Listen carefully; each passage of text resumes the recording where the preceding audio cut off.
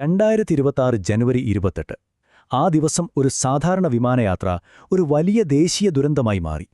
ഈ ഒരൊറ്റ സംഭവം ഇന്ത്യൻ വ്യോമയാന രംഗത്തെ സുരക്ഷാ വീഴ്ചകളുടെ ആഴം എത്രത്തോളമുണ്ടെന്ന് നമുക്ക് കാണിച്ചു തന്നു. അപ്പോൾ എന്താണ് യഥാർത്ഥത്തിൽ അന്ന് സംഭവിച്ചത്? ഇത് വെറുമൊരു അപകടമായിരുന്നോ അതോ ഒരു വലിയ പ്രതിസന്ധിയുടെ സൂചനയായിരുന്നോ? നമുക്ക് വിശദമായിട്ട് നോക്കാം.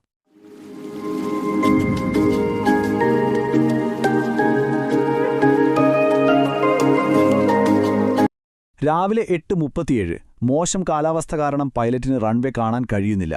അദ്ദേഹം ലാൻഡിംഗ് ഉപേക്ഷിച്ച് വിമാനം വീണ്ടും ഉയർത്തി. ഇതിനെ ഗോ അറൗണ്ട് എന്നാണ് പറയുക. കുറച്ചു മിനിറ്റുകൾക്ക് ശേഷം രണ്ടാമത്തെ ശ്രമത്തിന് അനുമതി കിട്ടി. ഇത്തവണ റൺവേ കാണാമെന്ന് പൈലറ്റ് സ്ഥിരീകരിക്കുകയും ചെയ്തു. പക്ഷേ അവിടെയാണ് നിർണായകമായ ഒരു പിഴവ് സംഭവിക്കുന്നത്. ലാൻഡ് ചെയ്യാനുള്ള അനുമതിക്ക് പൈലറ്റിന്റെ ഭാഗത്തു നിന്നൊരു മറുപടി സ്ഥിരീകരണം എയർ ട്രാഫിക് കൺട്രോളിന് കിട്ടിയില്ല. തൊട്ടടുത്ത നിമിഷം ആ വിമാനം റഡാറിൽ നിന്ന് എന്നേക്കുമായി അപ്രത്യക്ഷമായി. ആ വിമാനത്തിലുണ്ടായിരുന്ന 5 പേർക്കും ജീവൻ നഷ്ടമായി.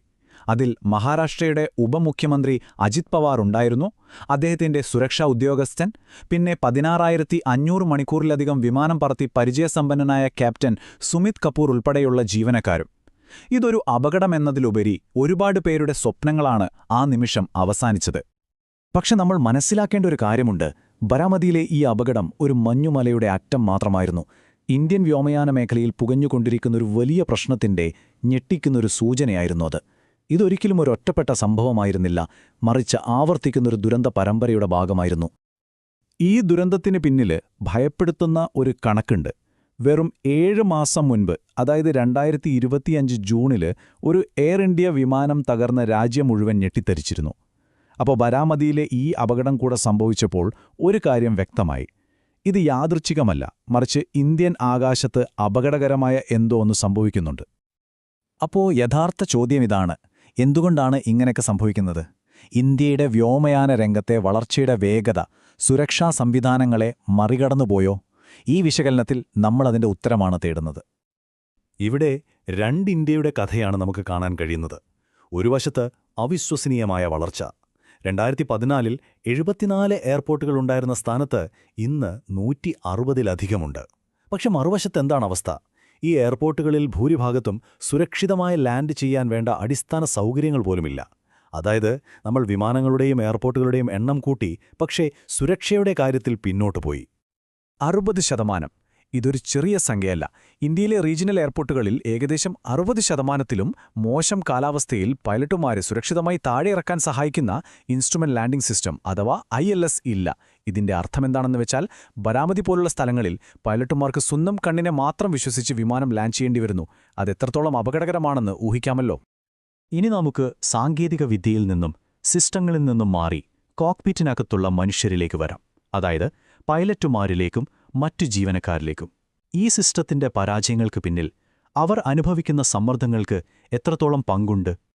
Oh shit! ബ്ലാക്ക് ബോക്സിൽ നിന്ന് കിട്ടിയ ഈ ഒരൊറ്റ വാക്ക് മതി ആ അവസാന നിമിഷങ്ങളിലെ ഭീകരാവസ്ഥ മനസ്സിലാക്കാൻ. എന്തായിരിക്കും അത്രയും പരിചയസമ്പന്നനായൊരു പൈലറ്റിനെപ്പോലും നിസ്സഹായനാക്കിയ ആ സാഹചര്യം? യഥാർത്ഥത്തിൽ പൈലറ്റുമാർ കടുത്ത സമ്മർദ്ദത്തിലൂടെയാണ് കടന്നുപോകുന്നത്. ഒന്നാമത്തെ കാര്യം ക്ഷീണമാണ്. ആവശ്യത്തിന് പൈലറ്റുമാരില്ലാത്തതുകൊണ്ട് പുതിയ നിയമങ്ങൾ വന്നിട്ടും അവർക്ക് വേണ്ടത്ര വിശ്രമം കിട്ടുന്നില്ല. രണ്ടാമതായി അനുഭവ പരിചയത്തിന്റെ പ്രശ്നം. പുതിയ പൈലറ്റുമാർ വരുമ്പോൾ പരിചയസമ്പന്നരായ ക്യാപ്റ്റന്മാരുടെ ജോലിഭാരം കൂടുന്നു. ഇതിനെല്ലാം മുകളിലാണ് ഈ VVIP പ്രഷർ എന്ന് പറയുന്നത്. എന്തു മോശം കാലാവസ്ഥയാണെങ്കിലും കൃത്യസമയത്തെത്തണമെന്നുള്ള ഒരുതരം അദൃശ്യമായ സമ്മർദ്ദം. ഇവിടെയാണ് നമ്മൾ ഒരു കാര്യം മനസ്സിലാക്കേണ്ടത്.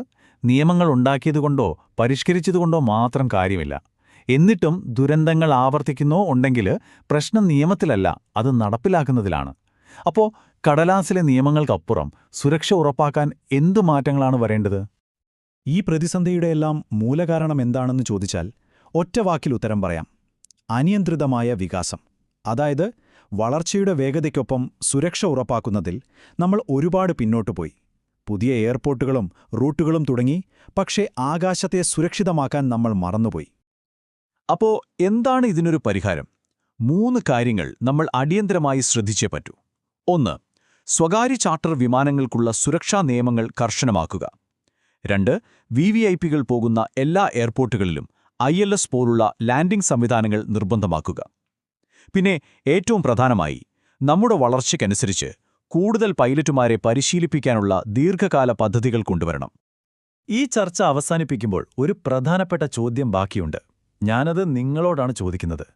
അടിസ്ഥാന ലാൻഡിംഗ് സൗകര്യങ്ങൾ പോലുമില്ലാത്ത ഒരു എയർപോർട്ടിലേക്ക് രാജ്യത്തെ പ്രധാനപ്പെട്ട വ്യക്തികളെ കൊണ്ടുപോകുന്നത് ശരിയാണോ? സുരക്ഷയാണോ അതോ സൗകര്യമാണോ പ്രധാനം? ഈ ചോദ്യത്തിനുള്ള നമ്മുടെ ഉത്തരം ഒരുപക്ഷെ നാളത്തെ ആകാശയാത്രകളെ കൂടുതൽ സുരക്ഷിതമാക്കിയേക്കാം. Yeah.